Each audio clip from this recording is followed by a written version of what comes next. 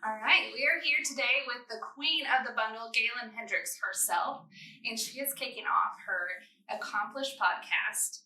And I'm so excited I get to be the first to interview her for this podcast. So we've prepared a couple of questions for her, and we would love to hear your answers to them. Perfect. So the first one is, who inspired you first?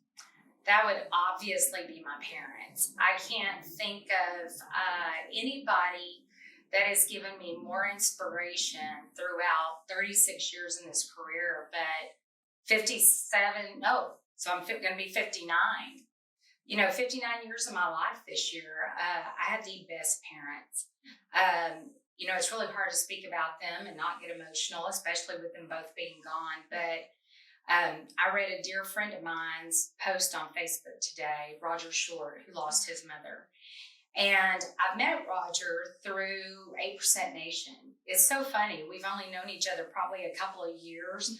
But today when I read his post, I just really felt the need to reach out to him and tell him that, once they get to heaven, all the things they couldn't do here, they get to do there. So that's what's exciting. So it's definitely my parents.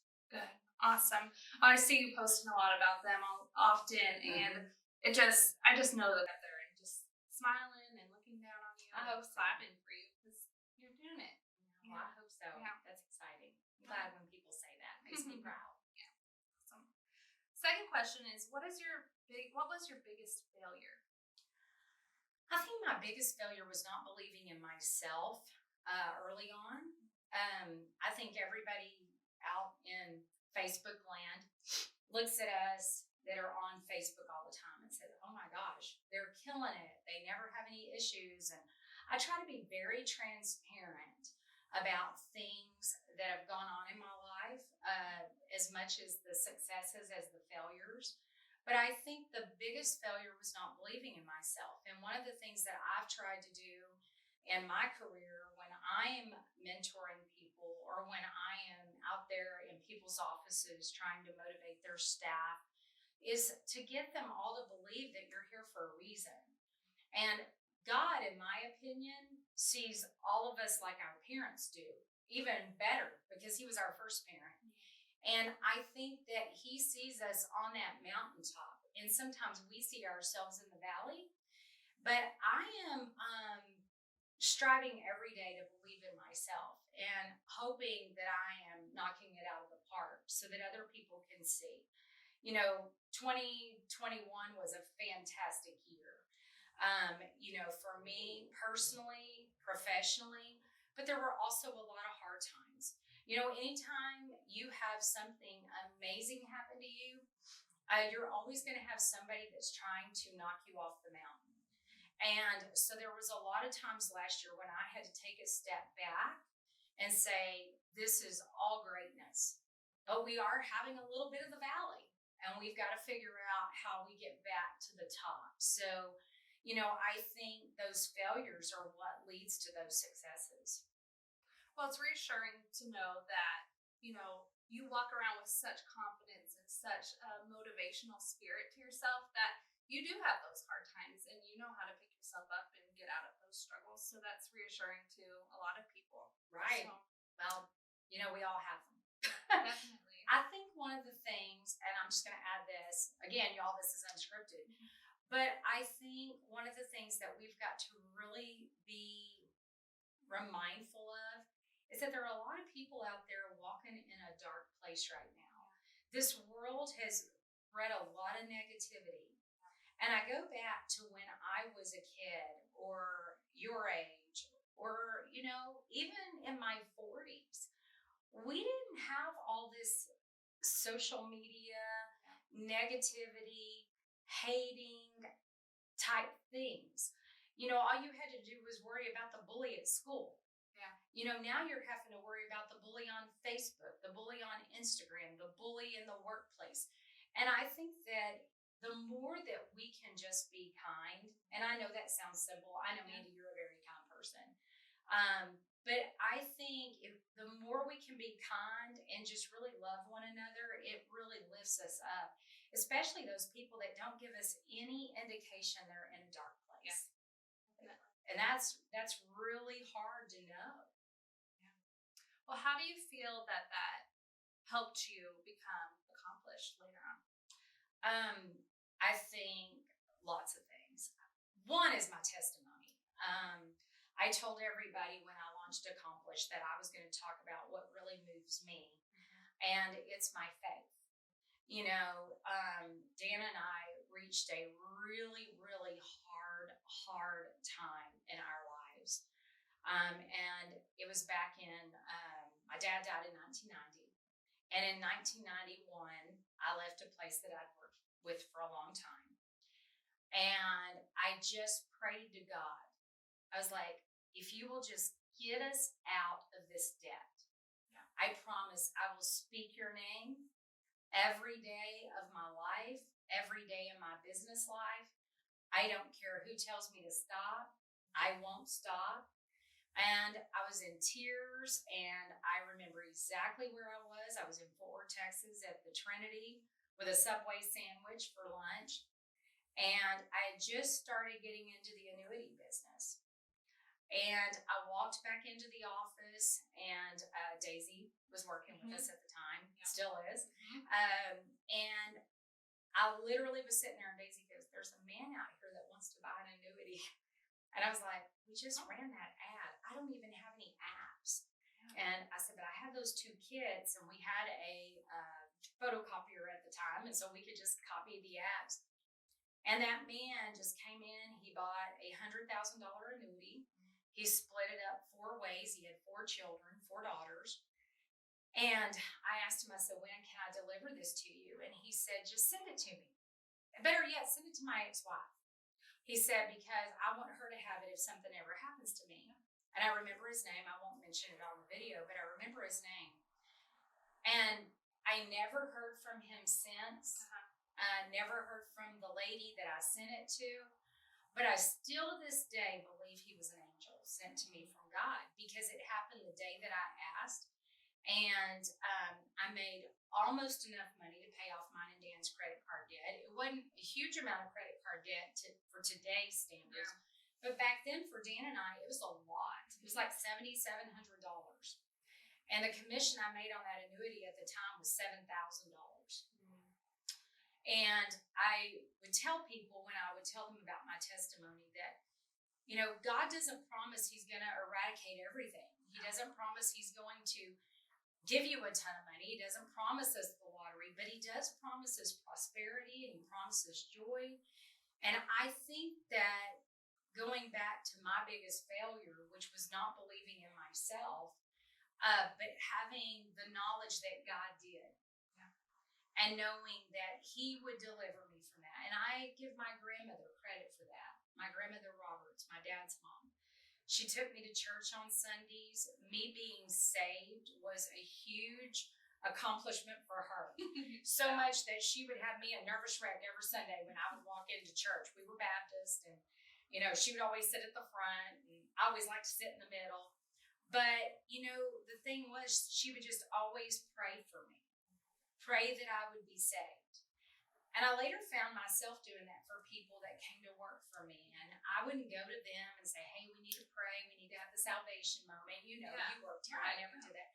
But I would pray for people.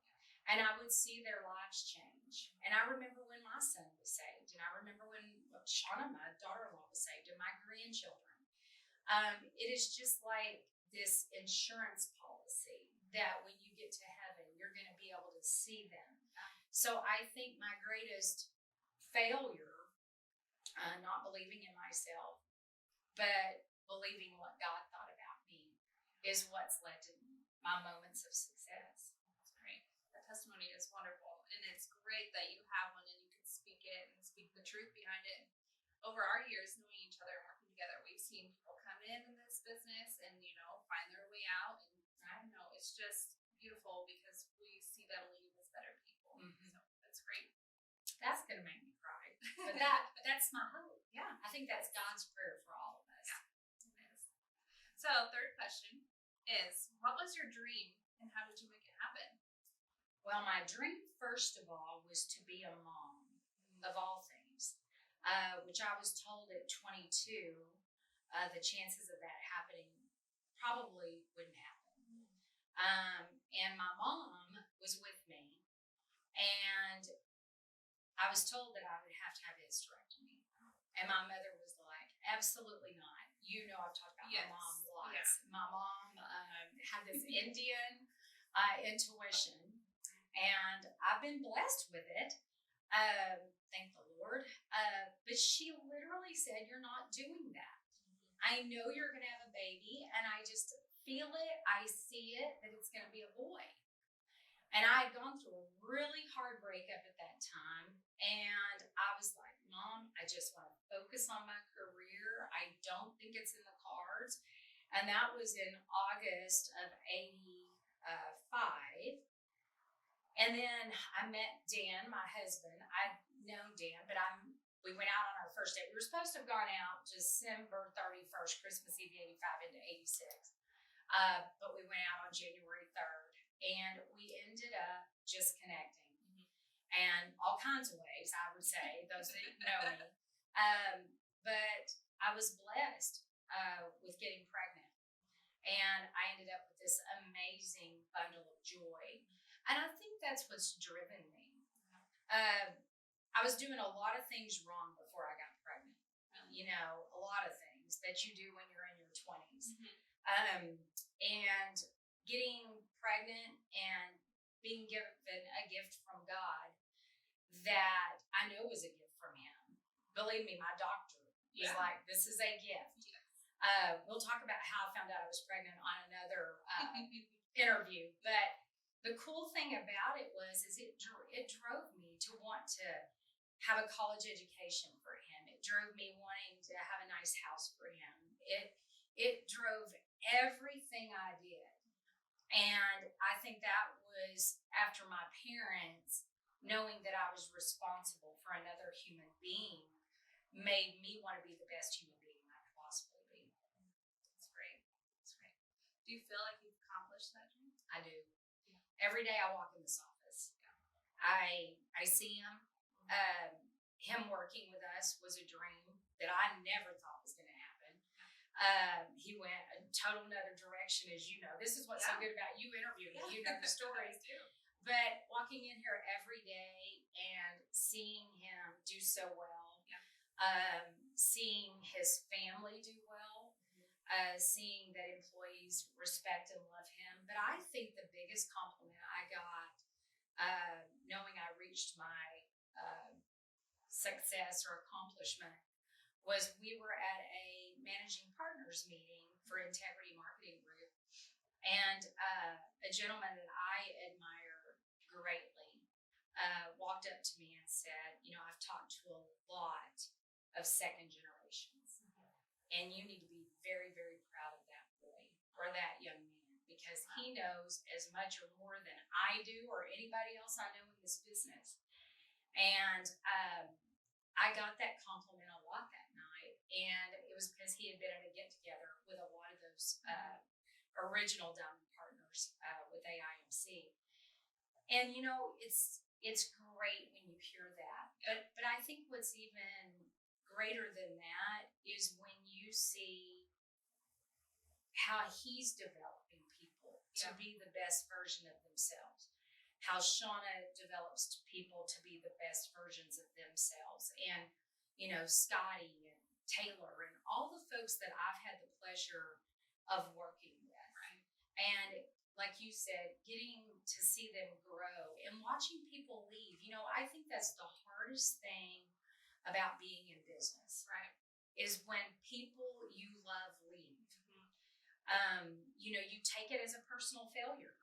What did I do wrong? What could I have done to make them stay? And one day I was doing an interview with Cody Askins, and he said, how do you handle that when someone leaves the nest? Yeah. And at that moment, I had an epiphany, and I said, you know, Cody, I think it's just like raising your children. Yeah. You raise them up so that when they go out on their own, hopefully one day, they'll look in their rearview mirror and say, I am who I am because she believed in me. Yeah. She wanted me to be the best I could. She wanted me to be great.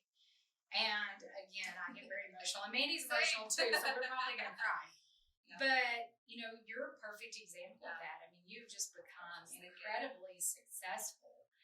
And one day when I interview Mandy, y'all can hear how that happened.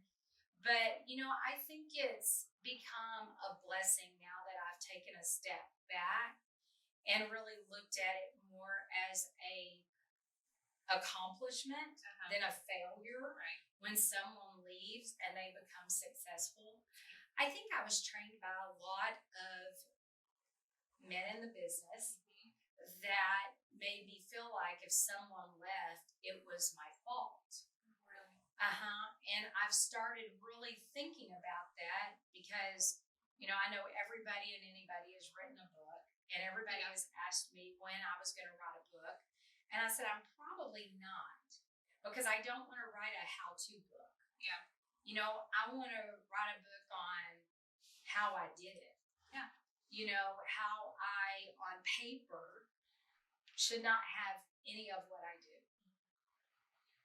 Based on what books tell you, based on what the big companies tell you, based on what these motivational folks tell you, I should not be sitting here today with every blessing that God's given me. That is why I know there's greater power. That's why I know I absolutely have earned the right to sit in this chair and be here as an accomplished person, because God wanted that for me.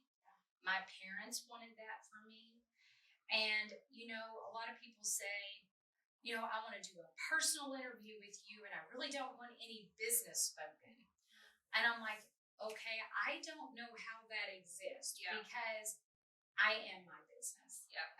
I always have been. No matter who I've worked for, no matter who I've worked with, I have always considered myself that loyal comrade, that responsible one that's going to make them as successful as I know they can be.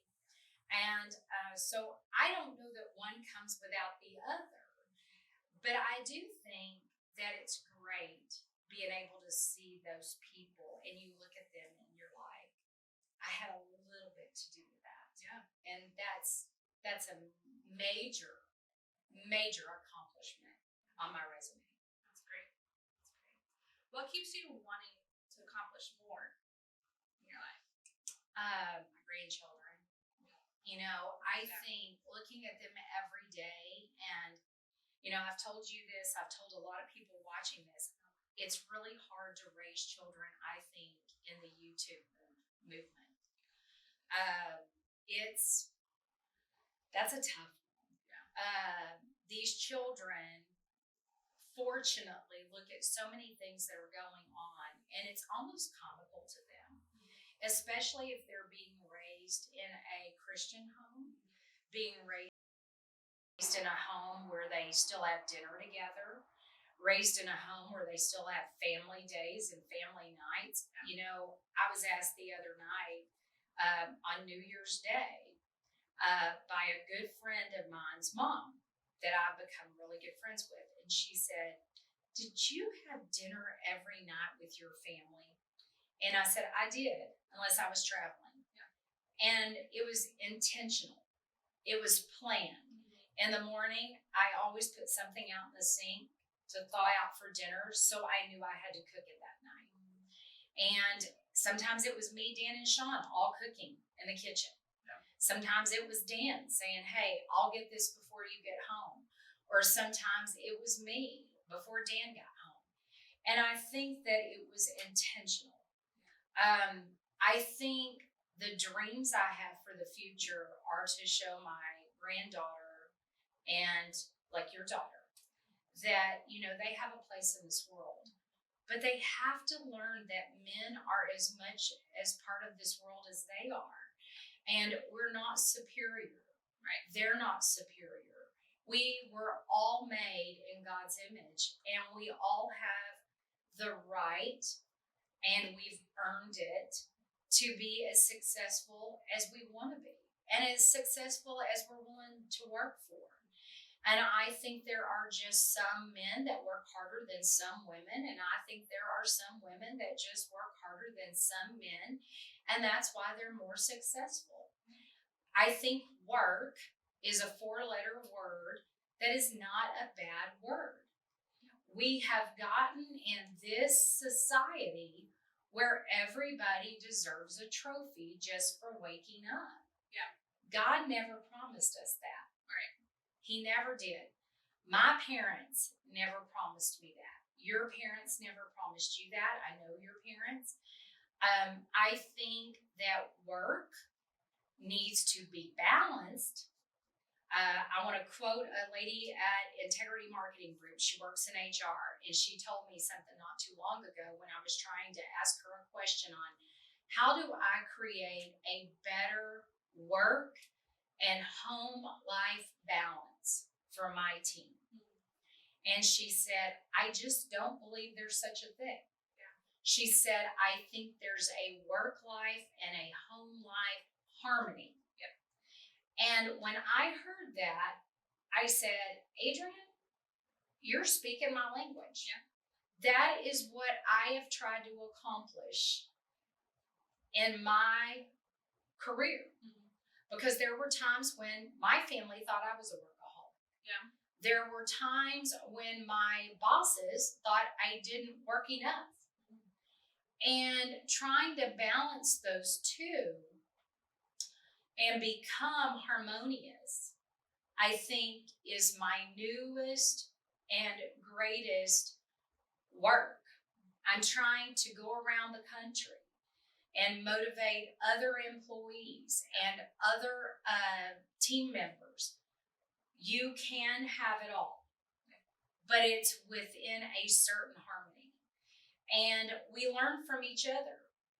You know, one of the things after I did Women in Leadership with Integrity Marketing Group, Adrian was like, oh my gosh, I learned so much from you. And after she gave me that tip, I literally said, this is what I love about what we get to do every day. Mm-hmm. Notice I didn't say what we have to do.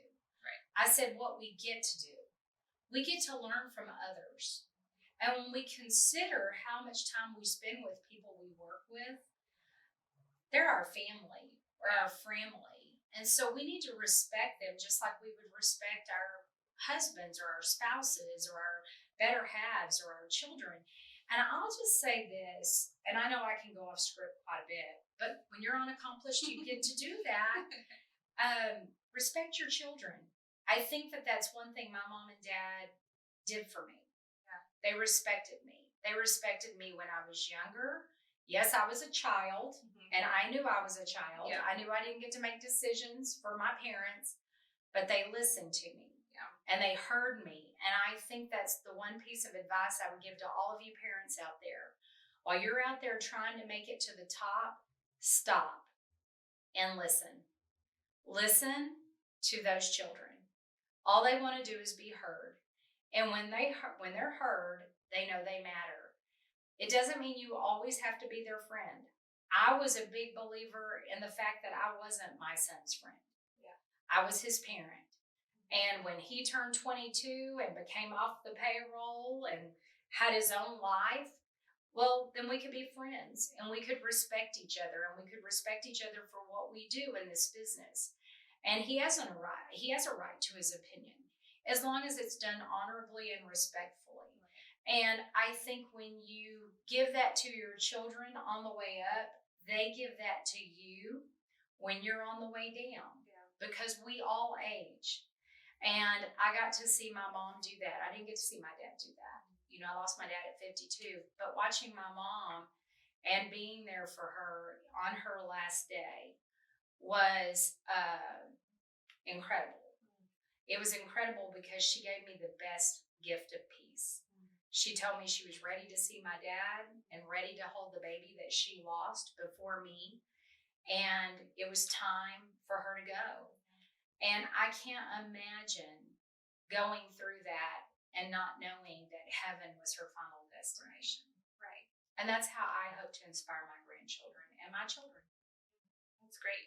And one thing you said is the structure that you bring your children up on. And I struggle that with my kids because we are growing up in the YouTube age and all that stuff. But we have to actionably and disciplinedly put structure in their life. Absolutely. So that they will, grow up in the structure and have that and go forward in this life with that. Absolutely. I agree 100%.